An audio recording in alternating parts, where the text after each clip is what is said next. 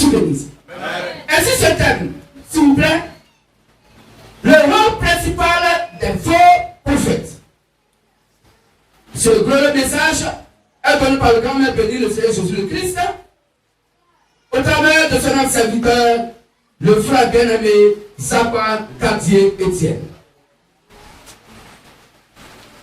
Alors, nous allons lire Jean 10, verset 10. Que tu veux dire ça? On va donc se lever et nous allons lire pour le respect de la parole. Jean Luc 4, verset 16. Quand on fait la lecture de la parole pour le respect de l'évangile de Christ, tout le monde lève. Lecteur, Jean 10, 10. Jean 10, le verset 10. Oui. Le voleur ne vient que pour dérober, égorger et détruire.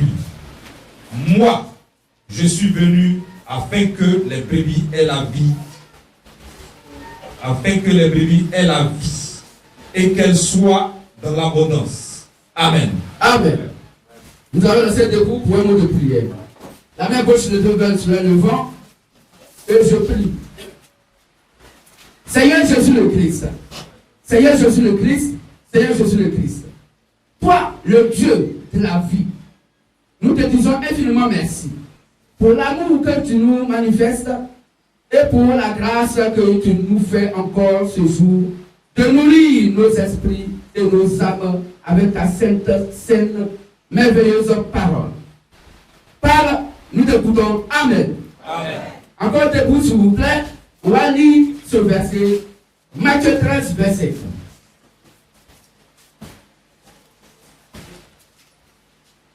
1. Matthieu 13, verset. Rapidement, s'il vous plaît.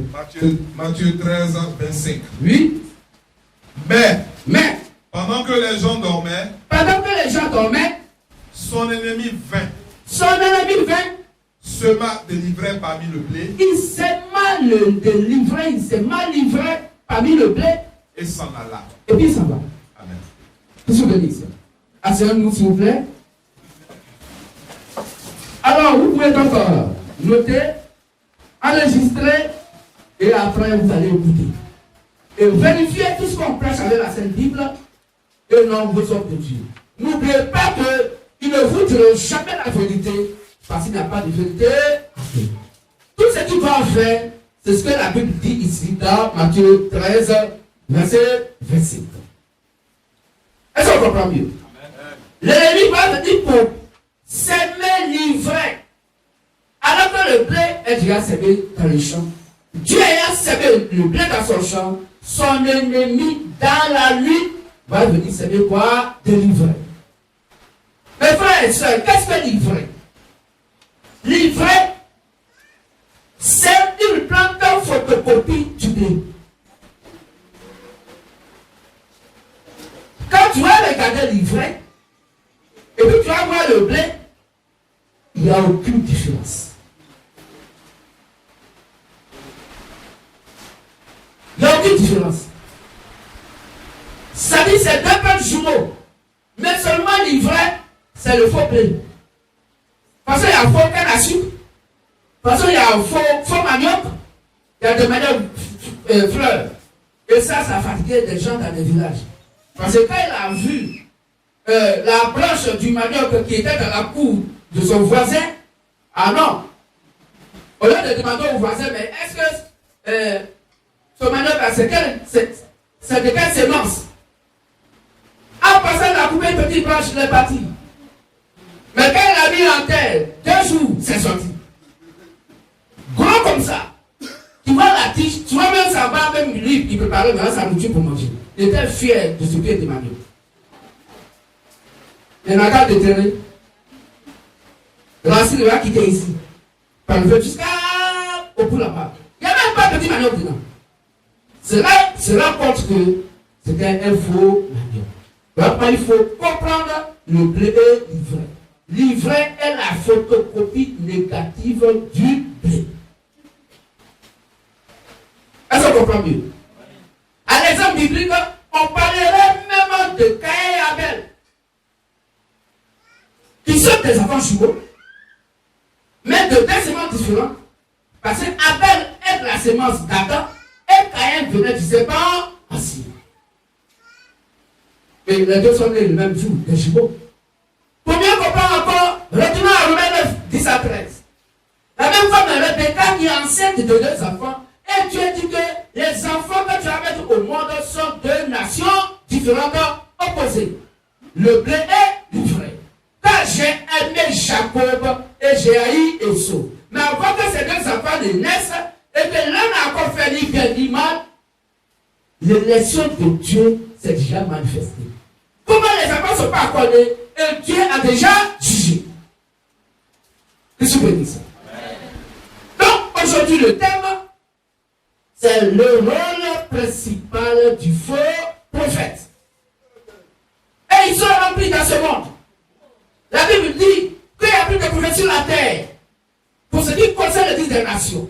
Le dernier prophète messager qui est né en 1906 et moi en 1965, que le 7e et dernier prophète messager de l'Église des nations s'appelle William Marion Branham. Et nous, MV, nous croyons à son évangile et nous prêchons l'évangile qu'il a prêché, mais nous ne la prêchons pas pure révélation. Et notre rôle, c'est de pouvoir réveiller ce grand message que Branham a prêché et qui est endormi au temps du milieu de la nuit, au temps de la Odyssée, dans les cœurs des croyants du message de Branham. Pour que, après ce réveil, nous manifestons quoi? La séparation des vierges sages et des vierges folles, et que l'enlèvement des vierges sages soit manifesté par le mystère de la voix de Bible de Matthieu, verset 6. Donc il y a plus de prophètes sur la terre. Si quelqu'un vous dit que dans le lieu de prière, ce nom de Dieu, ou celui qui est derrière eux, c'est un prophète sur la terre, il ment. Après 17, 11 dit que s'il y a un 8e roi, il va à la perdition. Parce que Dieu a 17 prophètes messagers. Il y a 17 prophètes messagers. Que je bénisse. Alors, selon Matthieu 13, verset, mais pendant que les gens dormaient, sonnaient le 1020. Et ses mains livraient parmi le blé et sa malade. Écoutez très bien cet exemple, cette illustration. Quand je veux détruire l'économie d'un pays,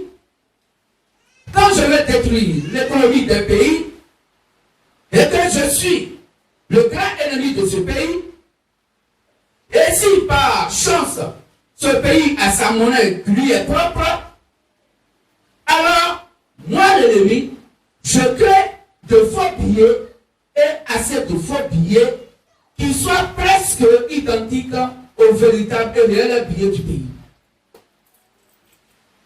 Ainsi donc, je deviens un voleur, un brigand, en imitant le vrai billet. Tel est le plan secret de Satan. Donc Satan va imiter la parole de Dieu qui est la vérité. Il va faire une photocopie contrefait de la vérité. Or, ce qui est contrefait de la vérité, ça s'appelle quoi? Le mensonge. Mais le mensonge et la vérité sont presque identiques. C'est ça la parabole du blé et de l'ivraie. 2 plans tout à fait identiques, jumeaux. Quand tu as regardé, tu as dit ces 2 enfants-là, ça va être même dessus. Pourtant, c'est faux. Est-ce qu'on comprend mieux? Donc, comme Dieu est la vérité, que l'évangile véritable est descendu sur la terre des passés, messager appelé les prophètes, alors Satan va prendre la prédication des prophètes de notre Dieu et Satan va y ajouter des pensées humaines qui ne sont pas inscrites dans la Bible, mais que les hommes aiment. Puisque Satan sait ce que chacun d'entre nous est. Tout ce que nous sommes. Donc voici le secret de Satan. Il est venu pour pouvoir voler, il fait attaquer un brigand en imitant donc la parole de Dieu. Dieu nous met en garde contre les faux prophètes. Selon 1 Jean 4, 1 à 4, 1 à 2. On va lire ça, 1 Jean 4, 1 à 2. Donc Dieu nous met en garde contre les faux prophètes. Car le rôle du faux billet, c'est de détruire le vrai billet. Et le rôle du faux prophète, c'est de détruire la vérité. 1 Jean 4, verset 1 à 2. Bien-aimés, n'ajoutez pas foi à tout esprit, mais éprouvez les esprits pour savoir s'ils sont de Dieu.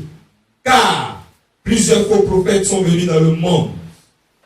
Reconnaissez à ceci l'Esprit de Dieu. Tout esprit qui confesse Jésus-Christ venu en chair est de Dieu. Amen. Amen. Merci. Alors, Dieu nous met en garde contre les faux prophètes. Comme je viens de le dire, dans 1 Jean 4, 1 à 2. Et son rôle, c'est quoi? C'est de détruire le vrai billet pour imposer le faux billet. Voilà comment il détruit la parole de Dieu. Voilà comment il détruit donc l'économie du pays. Pour quelqu'un qui veut détruire l'économie du pays, il va faire des faux billets. Et ces faux billets vont circuler et les vrais billets ne circulent plus. Tu sais ça.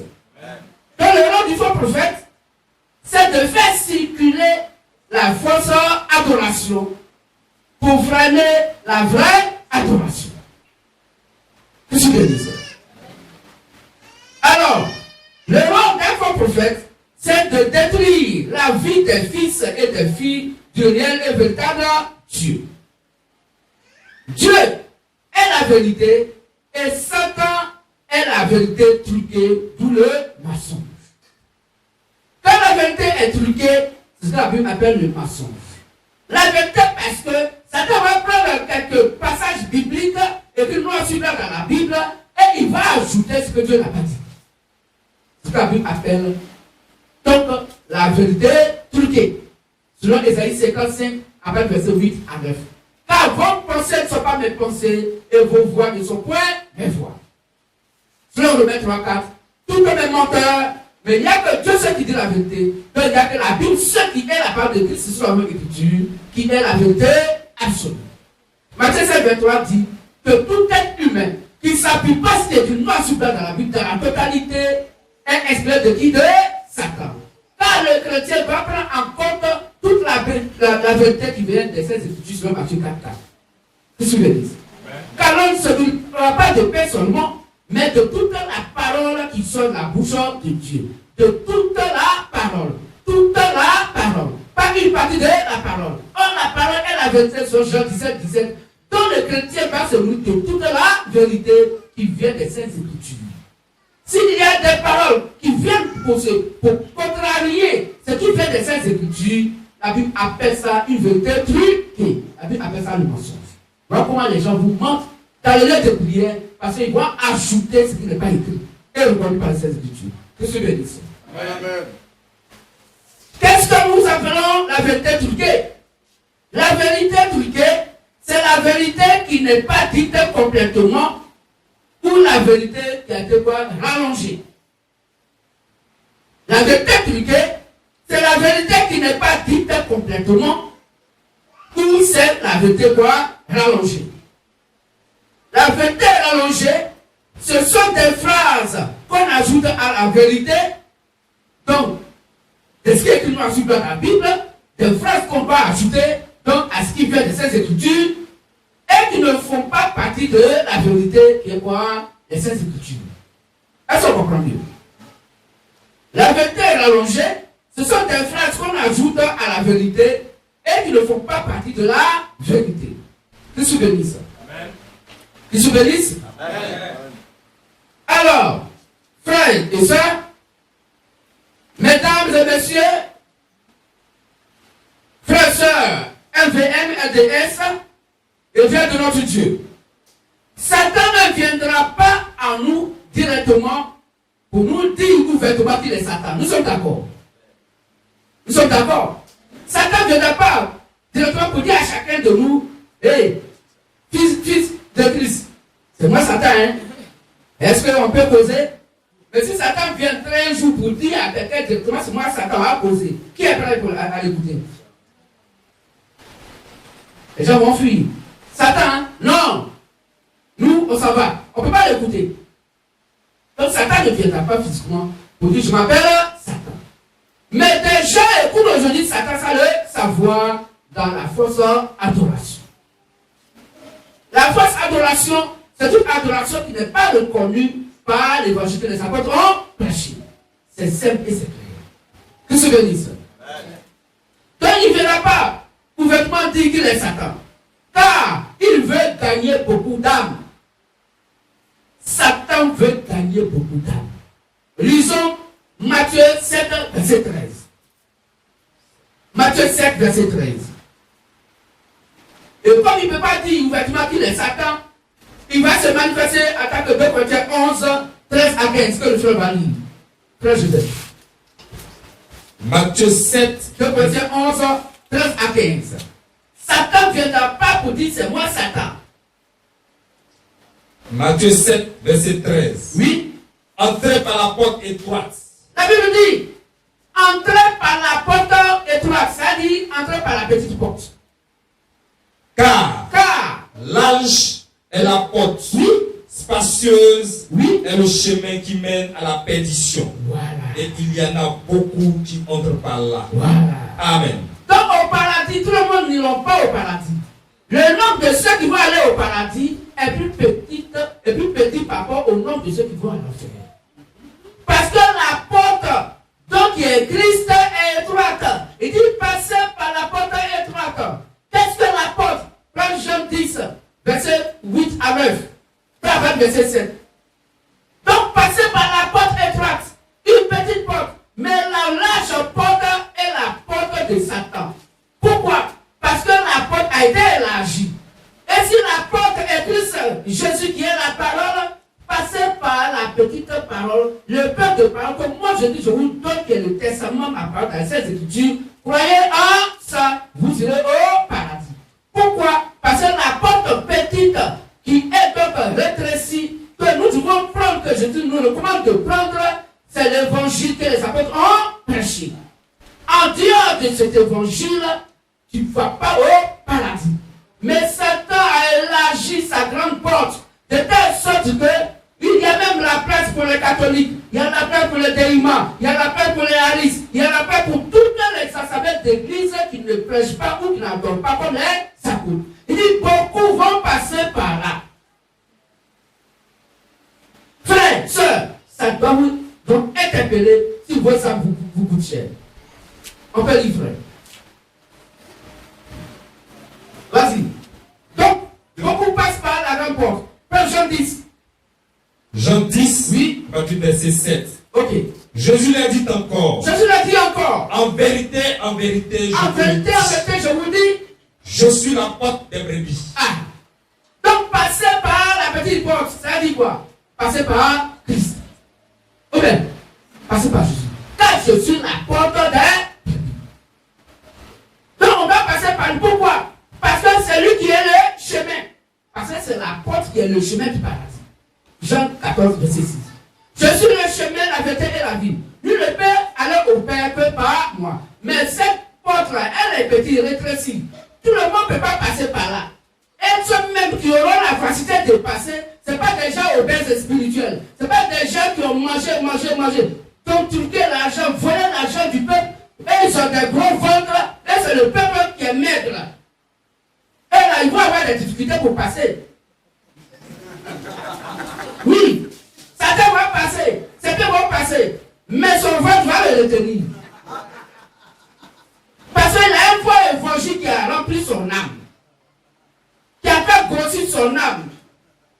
Il a une péripérie spirituelle, une obésité anormale. Pourquoi? Parce que le faux évangile te met à son âme.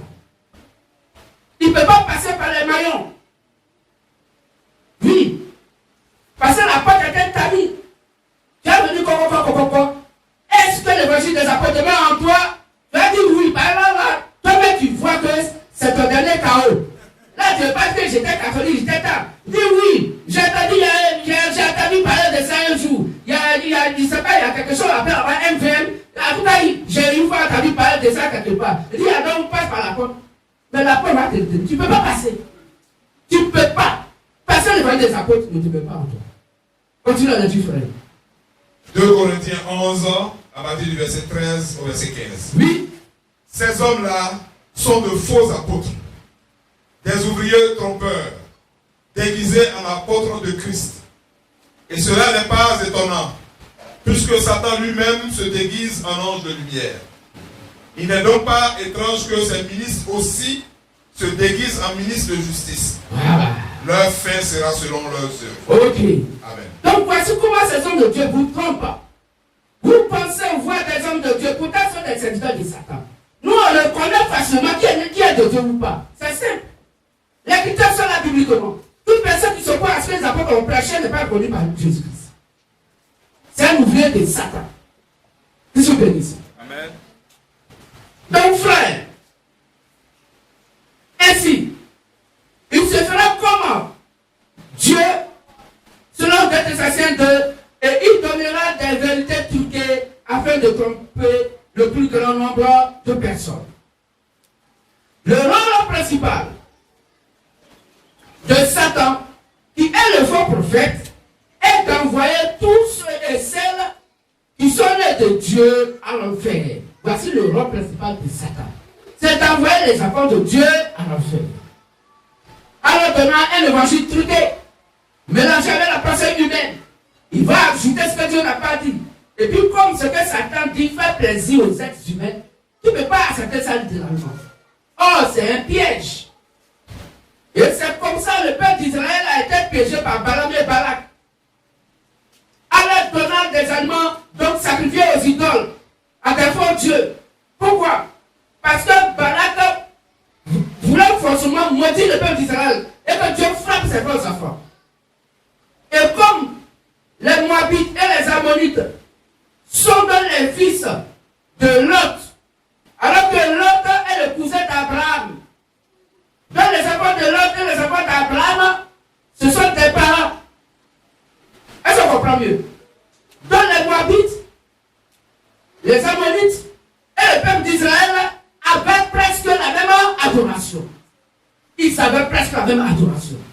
Donc ils ont dit, mais écoutez, pourquoi puis-je les maudire là? Il est mieux de les ramener à leur adoration. Donc dites-leur, on va leur envoyer des convocations, des invitations pour dire que nous voulons partager entre frères. Donc ils ont commencé à faire les différents hôtels. Comment cela se fait en Israël? Est-ce qu'on comprend mieux? Quand les frères ont vu ça, les Israélites ont vu ça, disent, ah ben c'est qu'on a le même Dieu. De toute façon, on vient du même sang.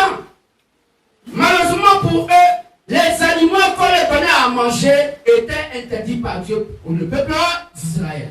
Ils mangeaient les aliments consacrés aux idoles, à des faux dieux, et donc ils prenaient pour femmes les femmes moabites, alors qu'aucun Israélite ne devait prendre une femme étrangère. Et Dieu frappa près de 7 000 ou 7 000 personnes là sur le champ. Dieu a tué. Satan a amené Dieu à frapper ses forces enfants. La même chose est encore d'actualité aujourd'hui. Je suis béni ça. Et la religion c'est ça chrétienne le manifeste d'une manière ou d'une autre. Alors, le rôle principal de Satan, qui est le faux prophète, est d'envoyer tous ceux et toutes celles qui sont nés de Dieu à l'enfer. Et c'est cela, la vraie mort dont Dieu parle. La mort pour Dieu, c'est quand les soi-disant hommes de Dieu vous amènent donc à croire à leur faux évangile et de laisser de côté les prescriptions d'adoration que Jésus a données. Pourquoi? Parce qu'ils veulent que vous partez à l'enfer. Donc toute personne qui ne croit pas à Jésus-Christ, c'est pas l'évangile que les apôtres ont prêché, alors la Bible dit que tu es un mort, pas que vivant. Ça veut dire que tu ne vas pas au paradis, tu vas à l'enfer. Car la mort pour Dieu, c'est l'enfer. Quand quelqu'un meurt physiquement, Dieu dit il dort. Il est dans un profond sommeil. C'est pourquoi la Bible pourrait dire, dans le livre de Jean 11, à partir du verset 13 jusqu'au verset 14, verset 11 à 14, que Lazare n'est pas mort, il dort. Oh, je suis parlé de la mort de Lazare. La fille de Jairus, dans Marc 5, 39, la Bible est claire. Et Jésus dit, non, la petite n'est pas morte, elle dort. Et puis les gens se moquent de lui. Mais quelqu'un qui est mort, tu dis, la femme dort. Dis petite, lève-toi. Et la femme s'est réveillée. Donc, dormir pour Dieu, c'est la mort physique. Et quand Dieu dit que tu es mort, c'est que ton âme va à l'enfer. Et c'est ce que Satan peut faire avec vous, en vous amenant à l'enfer, parce qu'il veut vous amener à croire un évangile truqué. Voici le rôle du faux prophète. Donc quittez les dogmes religieux et venez à la vraie adoration pour que l'alliance que Dieu a établie par Jésus-Christ, par sa mort et sa résurrection, vous puissiez avoir votre part d'héritage qui concerne le paradis, de par le vrai évangile authentique prêché par les apôtres de Jésus-Christ, que nous prêchons aujourd'hui. Que se bénisse. Alors, Satan, pour y parvenir, a mis beaucoup de faux billets parmi les vrais. Beaucoup de fausses paroles donc parmi la vraie. C'est ce qu'on appelle Deutéronome 4, verset 2, Proverbe verset 6 que nous avons lu, et après verset 18 à 19, c'est-à-dire la pensée humaine ajoutée à la parole de Dieu. Conclusion. Le faux prophète a pour rôle d'envoyer les gens à l'enfer à leur prêchant de fausses doctrines. Le faux prophète a pour rôle d'envoyer les gens à l'enfer en leur prêchant de fausses doctrines. Des doctrines qui n'ont rien à voir avec ce que les apôtres de Jésus ont prêché selon Éphésiens 2:19 avant. Que le véritable éternel Dieu, le Seigneur Jésus le Christ, bénisse ce matin chacun et chacune, et la bénédiction donc qui découle de ce message puisse donc être pour tous ceux et toutes celles qui sont présentes, et pour nos frères qui n'ont pas eu le temps aussi d'être là. On va se lever pour acclamer fortement Dieu pour ce beau message qui vient de nous. Que c'est bon. Amen. Merci. On va s'asseoir une minute. Il me reste une minute sur ma montre. Alors, est-ce qu'il y a des frères et des sœurs qui voudraient poser des questions? Alors tout à l'heure, on va se retrouver dans la petite salle, on va vous accorder 5 minutes ou 10 minutes. Vous allez poser des questions parce que nous savons qu'il y a beaucoup de choses que vous n'avez pas bien compris. Donc tout à l'heure, nos invités viendront pour poser des questions. Y a-t-il un frère ou une sœur qui voudrait donc accepter Christ? Parler du baptême, c'est gratuit, il n'y a rien à payer. C'est comme ça, la Bible dit que si tu as cru que ce qui est écrit vient de ces écritures et que ton cœur est convaincu que c'est la vérité, alors tu te baptises. C'est quoi dans Acte 2, 38 à 41, le même jour-là, les gens furent baptisés sans attendre. Dès que tu crois et que ton cœur est vraiment touché et que tu voudrais donc te baptiser, alors tu te baptises. C'est sans condition. Car le baptême est un engagement de bonne conscience envers Dieu et non envers un être humain. Que le Dieu véritable nous bénisse. On va se lever tous et toutes. La main gauche levée, le soleil levant et nous